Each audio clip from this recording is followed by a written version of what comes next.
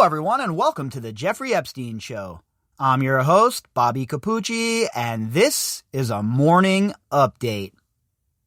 Ghislaine Maxwell and her legal team were supposed to appear before the Second Circuit Court of Appeals today to argue why her deposition should stay sealed.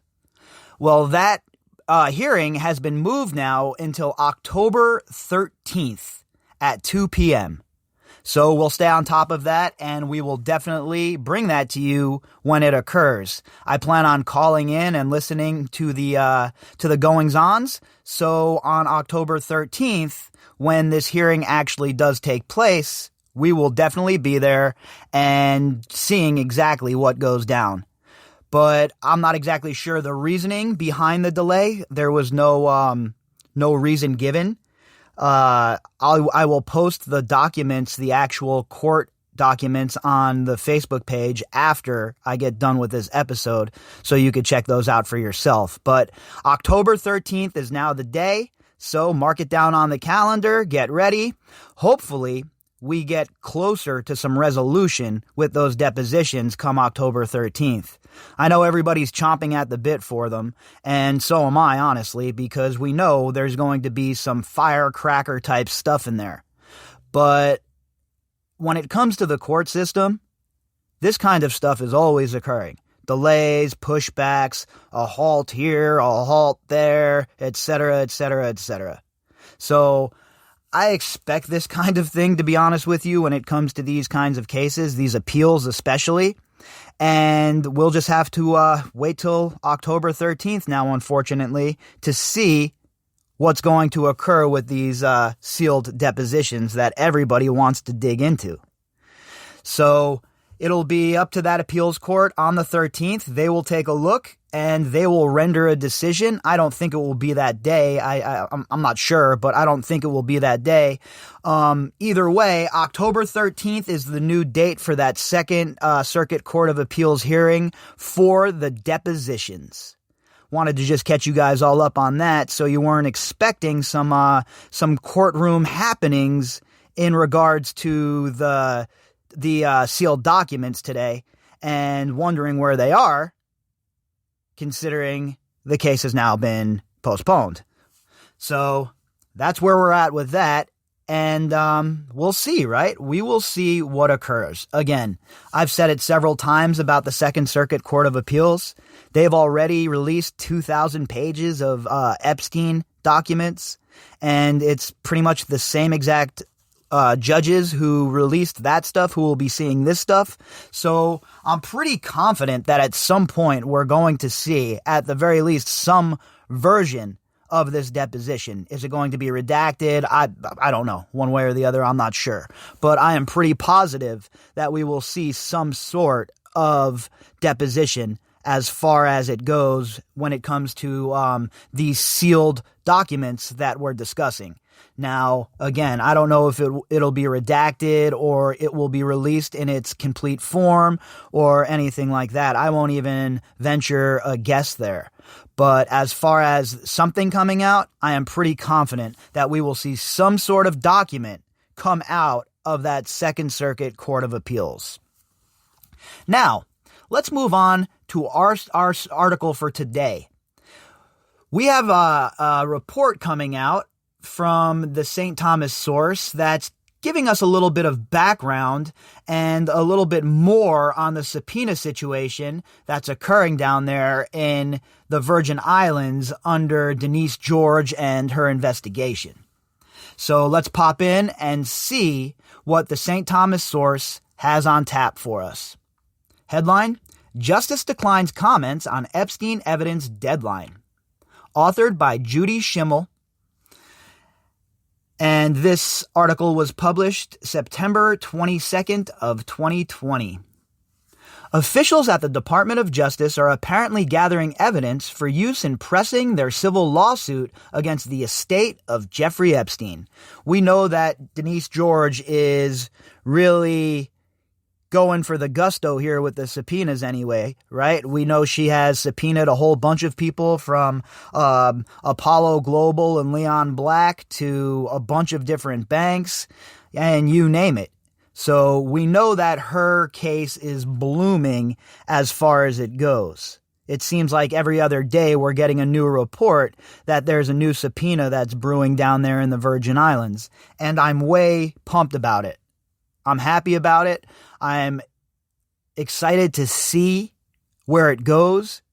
And I think that it could be crucial for the overall case moving forward if Denise George is really going to go all the way here. You know, you can't take the ball all the way down to the goal line and then get there at 4th and 1 and not try and punch it in, right? So let's hope that she tries to finish out this drive and put one in the end zone. Again, I'm a little skeptical of her, obviously, because of the money situation, as I've discussed at length here. But when it comes to these subpoenas, I mean, to get these people on record, however we get these people under oath and on the record is the route that has to be taken, because it's crucial, right? To get all of them under oath and on the record. And then what happens is they start going through all of those depositions and all of those people talking under oath, and they start looking for the lies. So that's why it's important that we get all of these people under oath. We get everything on the record. And if Denise George and her subpoena spree is going to help us do that, then I am 100% on board with that aspect of her investigation. Among the different types of subpoenas issued in the lawsuit is a subpoena, duces tecum, which is used to compel the surrender of documents, material evidence, or to grant access to a property. This particular type of subpoena is also used to compel an individual or company representative to appear in court, bringing the requested materials with them. So she's not messing around, right? She has this duces tecum subpoena going out, and this is a pretty rough one. It compels an individual or a company representative to appear in court and bring the requested materials with them. That can't be very much fun for these people. They can't like that very much.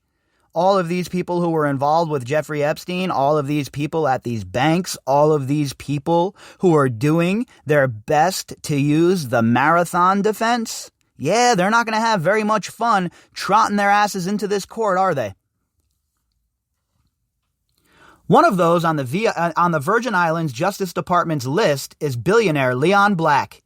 According to an August 23rd article in the New York Times, Attorney General Denise George is requesting financial statements and information related to Black's art collection. Subpoenas related to the Epstein case also went out to entities controlled by the billionaire, including Apollo Global Management Incorporated, the company he founded. Once again, back to the art world, huh? How many times are we going to talk about the art world and Jeffrey Epstein and the serpents that inhabit it?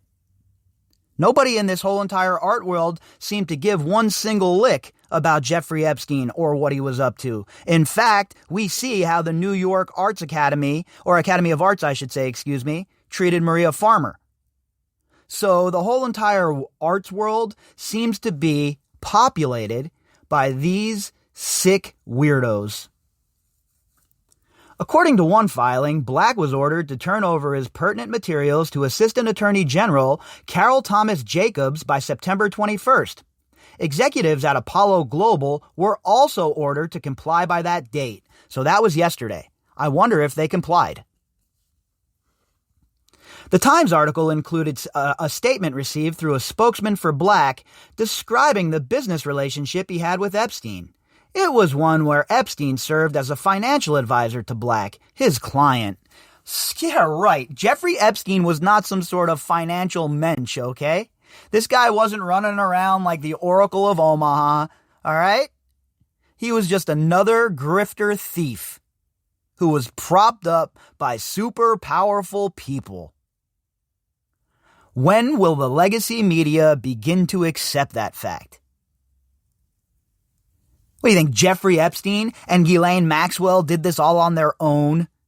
They just happened to have this great plan, and they were such great criminals, Lex Luthor-like criminals, that they were able to engage in this decades-long trafficking ring without being caught or captured or anyone knowing any better? Please, they were helped from on high. All you folks know where I sit with that.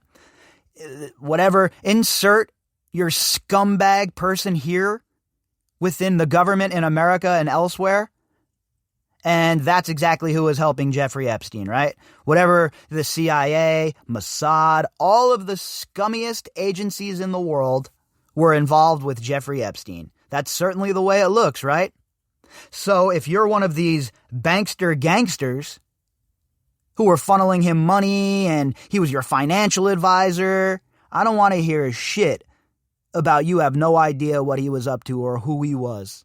You're going to let this dude be your financial advisor with all of the information that is available about him out there? And you're just going to go ahead and give him the keys to the kingdom, huh? But wait, I thought he stole a bunch of money from Les Wexner. So why would Leon Black continue to give Jeffrey Epstein the keys to the castle? Justice Department spokeswoman Sandra Gumansingh was asked why some of the parties subject to subpoena were given specific dates to deliver their materials while other orders were not. Unfortunately, we cannot comment on the timing or content of subpoena responses. Subpoenas served outside of the VI, Virgin Islands, take some time to domesticate through local courts, which, of course, have been impacted by COVID-19, Gumansingh said. So what they're trying to do is get all of the subpoenas that were sent, obviously, outside of the territory into the United States and elsewhere, try and get all of their ducks in a row so that they can get their investigation moving again. So when it comes to timing and content of subpoenas, obviously the Justice Department really isn't going to talk about that. That isn't a shock at all.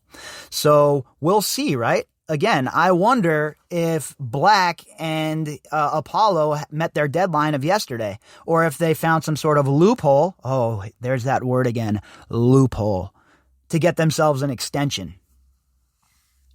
In January, Virgin Island Justice announced the initiation of a civil lawsuit seeking compensation for any and all people claiming to have been victimized by Epstein, a convicted sex offender. At the time he was found dead in a federal jail cell in New York, Epstein was awaiting prosecution on sex trafficking charges. And that paragraph, I hope that that's the case, right? I hope that Denise George's main goal is to provide the survivors with the reparations that they so deserve. And I really hope, beyond hope, that she's not trying to dig her fingers into the pie to distribute some of that money to the territory of the Virgin Islands. That is unacceptable. The Attorney General stressed the possibility that some of those claims may originate locally, since evidence suggested Epstein was using his private residence on Great St. James to entertain himself and guests with sexual favors from young women and underage girls.